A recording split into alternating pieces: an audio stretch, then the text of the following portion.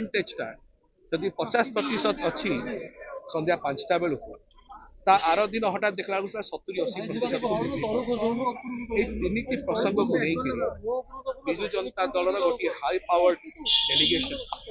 election commission पाखु जाइथिले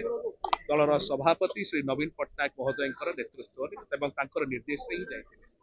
7 जन जाक राज्यसभा सांसद थे दलर वरिष्ठ नेता और पूर्वतन राज्यसभा सांसद डॉक्टर अमर पट्टनायक महोदय नेतृत्व टीम जाइथिले जहाँ स्पष्ट भाव जना पड़ुछि इलेक्शन कमिशन अभी पर्यंत या ऊपर कौन टिप्पणी आम सहित देना आमको कौन रेस्पॉन्स देना आज आमर मान्यवर नेता दलर सभापति श्री नवीन पट्टनायक महोदय जोटा कही आमे तो ए विषय भारतीय जनता पार्टी को इंगित करूना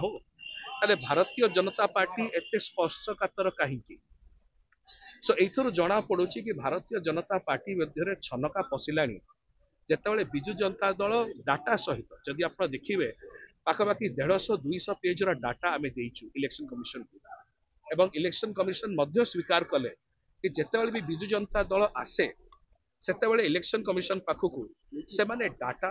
फैक्ट फिगर सहित आसंती एवं से कहले कि जे दरकार पड़िबो आमे आपको आउथरे डकेइबु याकू तर्जमा करिबु एवं दलर सभापति श्री नवीन पट्टनायक महोदय जो विषयटा जे कहछथि गुरुत्वपूर्ण प्रसंग कि जदि ईवीएम रे त्रुटि अछि ताहले निश्चय postal ballot is another option किंतु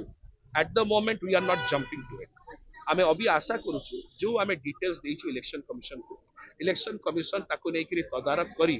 की प्रकार भाबरे सेथिरे जो अनियमितता आमे देखैछु सो अनियमिततार रिपोर्ट दियंतु एवं तार जवाब रखंतु आमे एटा जे एथि सरी गला सेटा नुह एटा को बिजु जनता दल आउरी आगु को नब जदि इलेक्शन कमिशन आम विषय रे कि आमर मुद्दा उपरे कोनोसी टिप्पणी दिए नाही कि रिपोर्ट तलब जोटा आमे करिछु सेटा को नेकरी कोनोसी फसीकरण दिए नाही ताले मैं आउथरे इलेक्शन कमिशन को जिवो कारण एटा केवल बिजु जनता दल कि भारतीय जनता पार्टी की कांग्रेस रो नुह एटा होची समस्त भारत वर्षर जो इलेक्टोरल प्रोसेस रही निर्वाचनी प्रक्रिया रही सेटा केमतिका स्वच्छ निर्मल रही पारिबो सुदृढ़ हो पार जो कि डेमोक्रेटिक प्रोसेस टाउरी सुदृढ़ हम जदि ए प्रकार कौन वेरिएशन ना इलेक्शन कमिशन स्पष्ट कर दो लोक मैंने जानवे कि ओडिशावासी हृदय में संदेह सृष्टि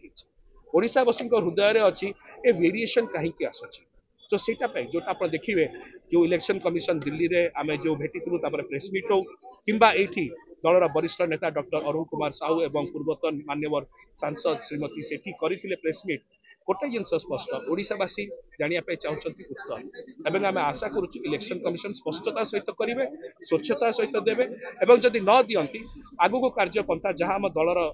नेता श्री नवीन पट्टनायक निष्पत्ति करिया सर केंद्र मंत्री जने कहिसेंती भारत रत्न नवीन पट्टनायक मिलू बिजू पट्टनायक आग मिलियो उचित ना नवीन